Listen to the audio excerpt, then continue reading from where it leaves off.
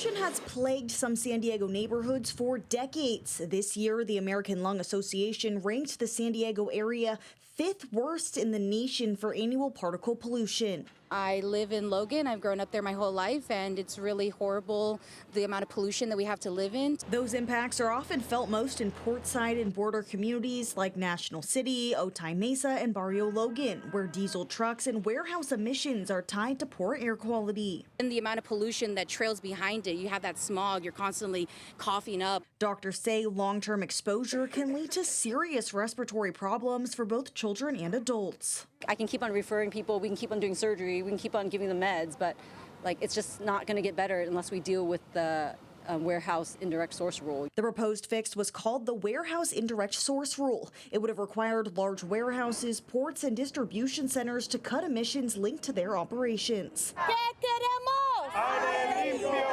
Advocates gathered at the county admin building ahead of today's vote. It ensures that warehouse growth does not come at the expense of our community members. Inside the meeting, more than 20 people spoke in favor of the proposal during public comment. We must take our own local actions. But the board voted 5-4 to kill the proposal, saying other programs would reduce more emissions at a lower cost and be easier to implement. But at this point, I haven't been convinced that this is the most effective way to go and best bang for our buck.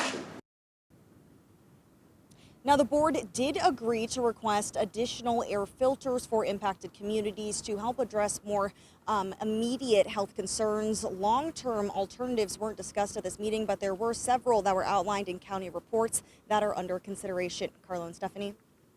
We'll have to wait and see what happens. Alex, thank you.